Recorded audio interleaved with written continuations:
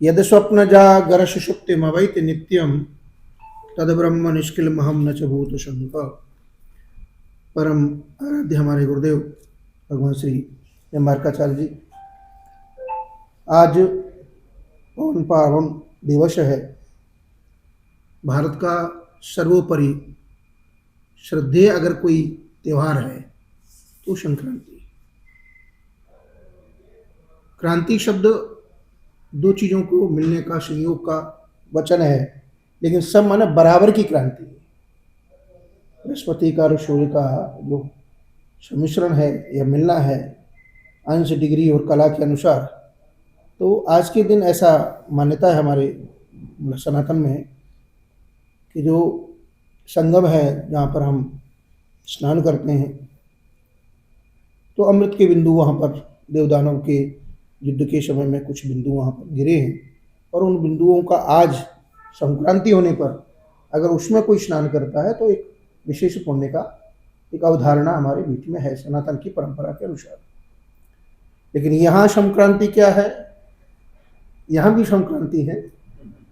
महाराज श्री अपने मार्ग के एक ऐसे ऋषियों के दर्शन हमने उस काल में नहीं किए,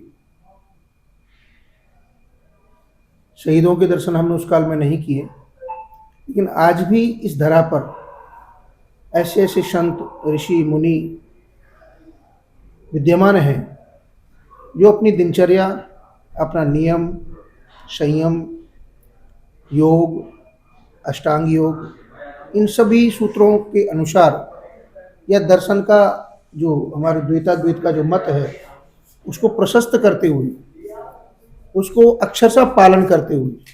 देखो, कोई भी संत बनना इतना आसान नहीं है। मुनया ऋषया मंत्र दृष्टार हमारे यहाँ कहा गया है। ऋषि लोग एक एक मंत्र पर हजारों हजारों वर्ष साधना या अनुसंधान किया करते थे, तब जाकर के वो मंत्र जब सिद्ध हो जाता था, मंत्र साक्षात स्वरूप धारण करके सामने आता था कि मैं प्रत्यक्ष हूँ, तो उस मंत्र से आज हम सभी लाभ ले रहे हैं। हमारे गोस्वामी तुलसीदास जी ने कहा, मंत्र महामणि विषय ब्याल के, मेटत कठिन कुअंक भाल के। भाल माने हमारा जो माथा है, मस्तिष्क है, इसमें अगर कोई दुर्भाग्य भी है, हमारे प्रारब्ध के कर्मों के अनुसार अगर कोई दुर्भाग्य भी अगर है, तो भगवत नाम लेने से या अपने ईश्वर का वाणी को स्मरण करने से, मंत्र को बार बार पुनरावर्तन करने से, मतलब बार बार चैंटिंग करने से हमारे अंदर ऐसी डिवाइन एनर्जी क्रिएट होती है कि हम जो कुमार्ग में जाने वाले थे, गलत त्रुटियां करने वाले थे, गलतियां करने वाले थे, या हमारे अंदर ऐसी कुत्सित विचार आ रहे थे, उन विचारों का समूल नाश हो जाता है। और ये संत जो हैं, हम सबको आपको इसलिए निरंतर यात्रा करके जो भूमि का पदार्पण करते हैं, तो ये पैदल यात्रा नहीं है। हमारे गुरुदेव जो थे, जब वृंदावन पहुंचते थे, सभी ने, संतों ने भी वहां कहा आपको कि जब वो वृंदावन की परिधि में प्रवेश करते थे तो गाड़ी छोड़ी, पादुका छोड़ देते थे और पैदल ही वृंदावन जब तक रहते थे वो पाँव में पादुका नहीं धारण करते थे। भाव क्या है कि ये वो भूमि है पावन। यद्यपि हमारा पूरा भारतवर्ष पावन है, लेकिन भारतवर्ष में भी वो पावन भूमि जहां पर हमारे परमात्मा स्वयं नंगे पांव जो है विचरण किए हैं, तो मैं कैसे पादुका धारण करूं? भाव ये है। तो हमारा भाव जब पवित्र होता है तो संस्कार और हमारी संस्कृति तभी उत्थान को प्राप्त करती है। जब तक हमारा भाव बलवती नहीं होता है, दृढ़ नहीं होता है, तब तक हम कोई भी कार्य करने में उतनी सक्षमता हासिल नहीं कर पाते। भाव मजबूत है, आप कोई भी कठिन से कठिन परिस्थिति आपके सामने आएगी, आपका भाव अगर दृढ़ता पूर्वक है तो वो कठिनाई आपको बहुत आसान तरीके से उसको आप पार कर लेंगे। महाभारत के युद्ध काल में, अभी दक्षिणायन की बात चली और उत्तरायण की बात चली, भगवान सामने है। महाभारत आपने प्रत्यक्ष में टीवी में भी देखा होगा, कुछ तो स्मरण सबको ही होगा। तो प्रत्यक्ष में परमात्मा सामने खड़े हैं और समस्त पांडवों याद जो उस समय शेष थे वो सब वहां हैं, और पितामह भीष्म सैया पर लेटे हैं, बाणों की सैया पर। प्रतीक्षा क्या कर रहे हैं कि कब ये उत्तरायण हो और मैं अपने प्राणों का विसर्जन करूं। जिनको इच्छा मृत्यु का वरदान है, मतलब मृत्यु उनको स्पर्श नहीं कर सकती, ऐसा जिसको वरदान प्राप्त हो, जो मृत्यु को जीत चुका हो। मृत्यु को जीतना कोई इतना आसान नहीं, जो मृत्यु को जीत चुका, ऐसा उनके पिता के द्वारा उनको आशीर्वचन मिला। हमारे वो कहते हैं ना कि अभिवादनशील से नित्यम वृद्धोपसेविना चत्वारि तस्य वर्धन्ते आयुर्विद्या यशो बलम। बड़ों की सेवा करने से 4 गुण अपने आप मिलते हैं। कुछ नहीं करना, आपको सिर्फ एक प्रणाम करना है, छोटा सा मंत्र है। किसी को भी आप, जो आपसे बड़ा है, उससे 4 चीजें, मतलब बिना कहे, बिना आपको इसके लिए कोई एक्स्ट्रा आपको वर्क नहीं करना है। आपने सिर्फ सामने वाले को प्रणाम किया तो क्या मिलता है हमको? प्रणाम करने वाले से आशीर्वाद मिलता है ना। ओके, इस आशीर्वाद में कितने अक्षर हैं? आ, शी, वा और दा, 4 ही अक्षर हैं। बहुत ध्यान से सुनिएगा, बहुत महत्वपूर्ण बिंदु पे मैं बात करने जा रहा हूं। आ, शी, व और दा। अब इसमें हमको क्या क्या मिलता है? जैसे हम किसी को नमन करते हैं, किसी के चरणों में अपना शीश जो है झुकाते हैं, चाहे संत हो, हमारे बुजुर्ग हो, हमारे दादा परदादे, कोई भी बुजुर्ग हो, तो उनके हृदय से क्या निकलता है वो ध्यान दीजिएगा। तो आ का मतलब क्या? बोले आगंतुगत्वा बहुराज्य लक्ष्मी। जिसको आपने प्रणाम किया, जिसको आपने नमन किया, जिस महापुरुष को, उनके अंतर हृदय से एक ऊर्जा निकली कि जाओ, तुमको धन की, वैभव की कोई कमी जीवन में न रहे। आगंतुगत्वा, कैसा धन? बोले आए भी, मतलब तुम्हारे उद्यम, व्यापार या जो तुम कार्य करते हो उससे धन आए, लेकिन वो धन क्या हो? सन्मार्ग में, संतों की सेवा में, या गरीब है कोई जो समर्थ नहीं है, उनकी सेवा में धन आपका लगे भी। तो बोले आगंतुगत्वा बहुराज्य लक्ष्मी, एक अक्षर हुआ, कितनी बड़ी चीज मिली। आदमी किसके लिए भटकता है? पैसे के लिए। दुनिया में किसके लिए भटकता है? पैसे के लिए।